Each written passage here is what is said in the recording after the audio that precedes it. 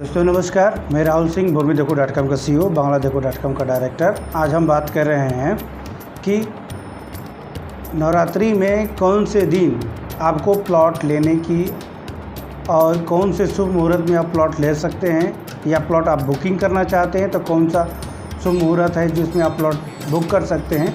हमारे साथ बने रहिए। हमारे गुरु बिहारी नंद जी आपको बताएंगे कि कौन से तिथि और कौन से शुभ मुहूर्त में आपको प्लॉट बुक करना चाहिए, कौन सी तिथि कौन से शुभ मुहूर्त में आपको प्लॉट रजिस्ट्री कराना चाहिए, कौन सी तिथि कौन से शुभ मुहूर्त में आपको प्लॉट देखना चाहिए। इन सारी प्रक्रिया से जुड़े रहने के लिए हमारे साथ बने रहिए।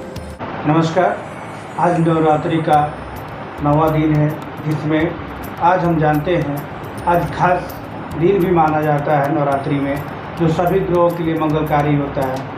उनके लिए हर दुखों का निवारण होता है। माता भगवती इस दिन सबके लिए प्रसन्न रहती है। कोई जाति विशेष किसी के लिए नहीं रहता है। वो सभी व्यक्ति के लिए उनकी आशीर्वाद मनोकामना सबकी पूर्ण करती हैं। आइए जानते हैं गुरु जी से कुछ खास उपाय। जय मां विंध्यवासिनी।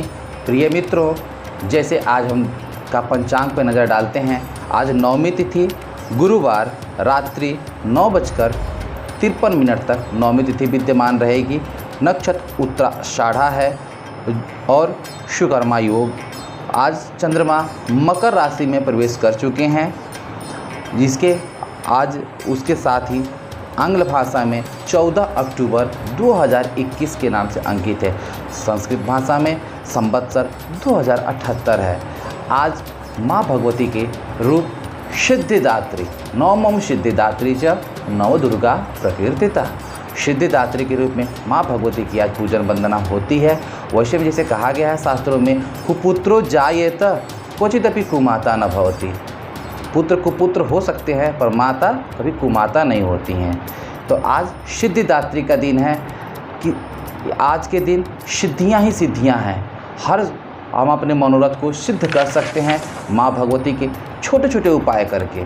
जिन भी जातकगण, जिन भी व्यक्ति की जिस भी प्रकार की किसी भी प्रकार की कोई भी समस्या हो, शारीरिक, आर्थिक, मानसिक, किसी भी प्रकार की समस्याओं को हम आज अपनी समस्याओं को निवारण कर सकते हैं।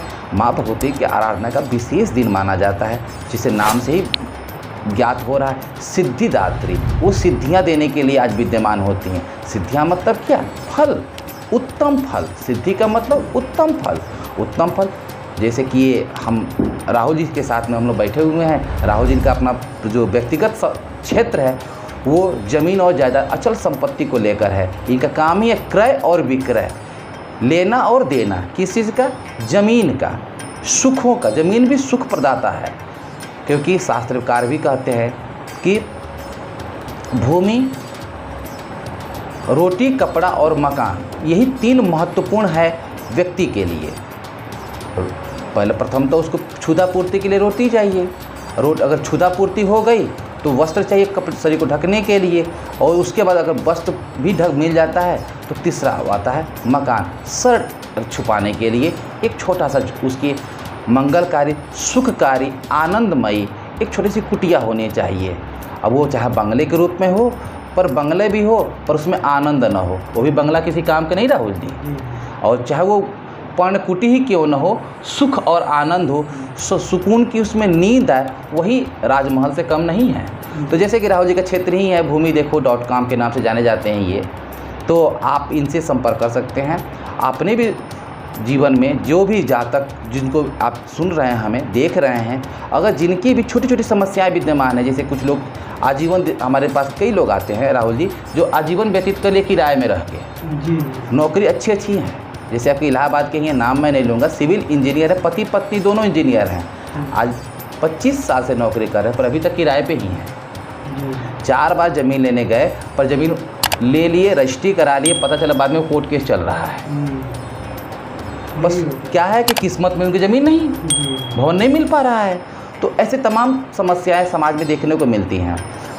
आज का दिन जैसे कि हम बताए पहले कि सिद्धिदात्री का है, तो आज माँ भगवती को आप विशेष तौर पे आराधना करें। मैं उन सभी समस्त जातकों को मैं कहना चाहूँगा, समस्त दर्शकों को ये बताना चाहूँगा कि आज सिद्धिदात्री का दिन है। तो आप जिसको आता है पूरा दुर्गा सप्तशती का पाठ करना, उस समस्त सब पूरे दुर्गा सप्तशती का पाठ करें, तन मन से करें, हृदय से करें। यदि न कर पाता है तो कुछ ना करे, मार्केट से 108 लौंग लेकर आए और सिद्ध कुंजिका का पाठ करके 13 पाठ करके सिद्ध कुंजिका से उसका हवन कर दे।